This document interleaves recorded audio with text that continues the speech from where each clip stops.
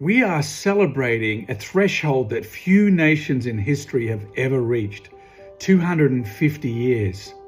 To look back at 1776 is to look back at a sudden, violent, and miraculous ignition of an idea that the world had never dared to test.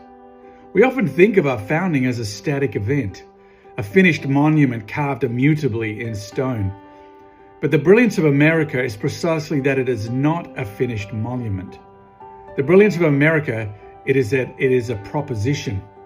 It is a living, breathing, a multi-generational conversation about the inherent dignity of the human spirit. To understand how the templates of our faith and our democracy were forged by the exact same hands in the exact same rooms, we have to look back at a fresh London morning in June of 1772. A young man, only 24 years old, kneels before the bishop to receive holy orders. His name is William White. He is a colonial from Philadelphia, a son of the New World, and he's traveled across the dangerous, uncertain ocean to seek his vocation. As he kneels, he takes a solemn, ancient vow. Under the canon of the law of Church of England, he is required to share a mandatory oath of allegiance to King George. And in that moment, he felt the crushing weight of two worlds pressing upon him: the established top-down empire of England and the raw emerging spirit of the world he called home. He was a man caught between the certainty of ancient monarchy and the volatility of new, fresh beginnings. When White returned to Philadelphia later that year, he stepped directly into a geopolitical crucible. His native city was becoming the nerve center of an escalating constitutional crisis. Parliament was imposing direct taxations. The colonial assemblies were demanding legislative representation, and the air was thick with the anxiety of a looming rupture. By 1779, White was elected rector of Christ Church. His parish became in every sense the spiritual epicenter of a developing nation. Just blocks from Independence Hall, his pews held the men who would determine the fate of a continent: Washington, Franklin, Jefferson, and Adams. Every Sunday he stood in that pulpit and looked out at a community deeply fractured by ideological division. He saw people trying to answer a terrifying, unprecedented question: can a people successfully build a society governed not by a throne, but by a shared creed? The breaking point arrived in the sweltering heat of July of 1776. The Continental Congress adopted the Declaration of Independence, and that document didn't just declare a political split. It relied on a profound theological grammar. It anchored our national identity not to blood, ethnicity, or ancient geography, but to a universal truth that all human beings are created equal and endowed by their Creator with unalienable rights. It appealed explicitly to the laws of nature and of nature's God, invoked the supreme judge of the world, and declared a firm reliance on divine providence. For William White, this was not just a political shift. This was an immediate crisis of prayer. English canon law and the Book of Common Prayer strictly mandated that he lead his congregation in public supplications for the health, prosperity, and military victory of the king. But British troops were now actively waging war against his own parishioners. To White, invoking God to preserve a tyrannical crown over a self-governing people was a profound theological contradiction. He believed that God alone was the absolute Lord of the human conscience. So with a steady hand and a radical heart, Reverend White walked to the prayer desk of Christ Church. He took up his quill, dipped it in the ink, and literally struck the mandatory prayers for the British monarchy out of the prayer books. In their place, he neatly penned new supplications asking for God's protection over the Continental Congress and the preservation of the newly declared independent states. That act of the pen was an act of high treason. Had the revolution failed, the Reverend White would have faced certain execution of the British gallows. Yet when American forces were in retreat and the revolutionary cause faced total collapse in 1777, he accepted the appointment to serve as official chaplain to the Continental Congress. He chose the peril of the chaplaincy, providing calm pastoral counsel to the nation's founders and framing their struggle as a morally justifiable defense of natural rights granted by Almighty. When the war finally ended, White returned to a landscape of spiritual devastation. The Anglican Church in America was shattered, bankrupt, and viewed with deep hostility due to its historic ties to the British Empire. But White refused to let the ancient faith die in the soil of the new republic. He recognized a truth that still resonates today. Institutions must courageously evolve if they are to serve a changing world. He insisted that the church break entirely from the European monarchical and autocratic traditions. In his visionary 1782 tract, The Case of the Episcopal Church in the United States Considered, he mapped out an entirely new blueprint for a self-governing body. He travelled back to London, and in 1787 he was consecrated as the first Bishop of Pennsylvania under a special Act of Parliament that allowed foreign citizens to bypass the oath to the monarch. Bishop White's grand design culminated in 1789, the exact same year as the United States Constitution took effect.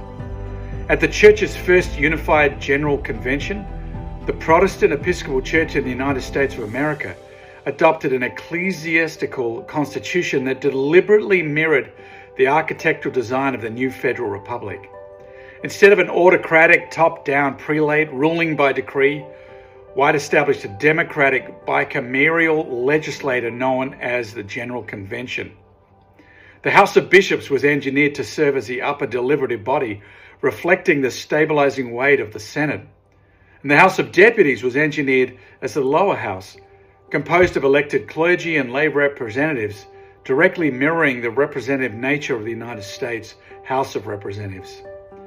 And most radically of all, White codified equal voting rights and governing authority for the laity.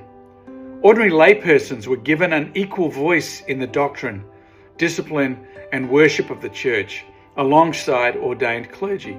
A democratic transformation completely unprecedented in historical church governance. Through this magnificent parallel of grace and governance, Bishop White proved that an ancient structured faith could actively thrive within a highly democratic, pluralistic republic. Bishop White passed away peacefully in 1836. He was 88, and his body was laid to rest beneath the altar at the church he loved.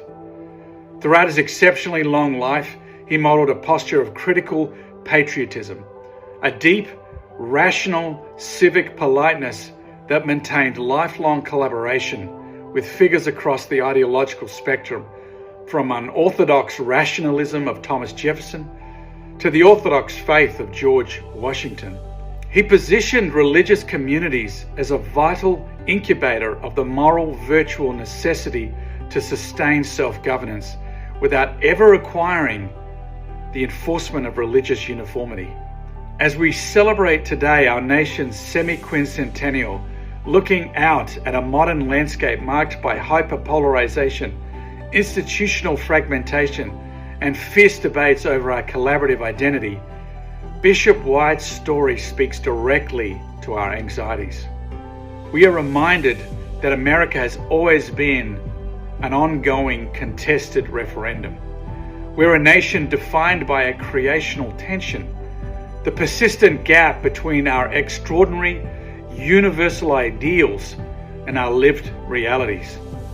We must never confront our history with defensive silence or amnesia.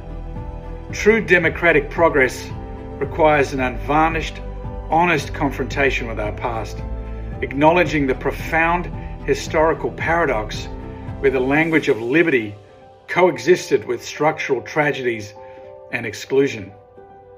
But Bishop White's legacy teaches us that we do not confront these flaws with cynical disillusionment. We approach our history with theological humility. We remember the path of historical leadership during our darkest systemic fractures, when progress was won not by inventing new creeds, but by redemptive re-anchoring to our original promises.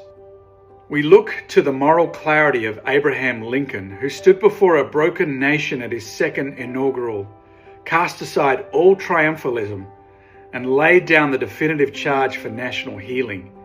His words remain the ultimate compass for an incomplete union. With malice toward none, with charity for all, with firmness in the right as God gives us to see the right, let us strive on to finish the work we are in, to bind up the nation's wounds, to care for him who shall have borne the battle for his widow and his orphan, to do all which may achieve and cherish a just and lasting peace among ourselves and with our nations. The American experiment remains, as it was in William White's day, a volatile, continuous work in progress. Divine providence did not hand us a finalized monument to worship blindly. God granted us an unfinished canvas. And the potential of that canvas is infinite. The potential of America lies in our capacity for a love of country that is honest enough to face our past, but bold enough to claim our future.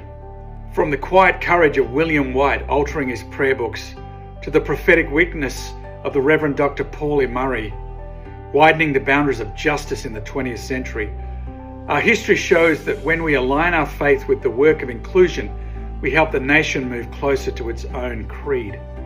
To be an American today is an active, participatory duty. It requires a civic solidarity to bridge our divides, the moral courage to hold our communities accountable to their promises, and a deep, persistent hope. Let us together carry the flame of Bishop White's radical courage. Let us reject the paralysis of cynicism. Let us work relentlessly to widen the boundaries of justice and dignity for every single child of God. Let us commit ourselves not just to the celebration of our past, but to the demanding, hopeful work of our future. Let us commit ourselves not just to the celebration of our past, but to the demanding, hopeful work of our future. Let us continue to weave our unique threads into the magnificent, expanding, and unfinished tapestry of this great republic. For we are not merely the inheritors of history under God. We are the authors of what comes next, in step with our God and our Creator.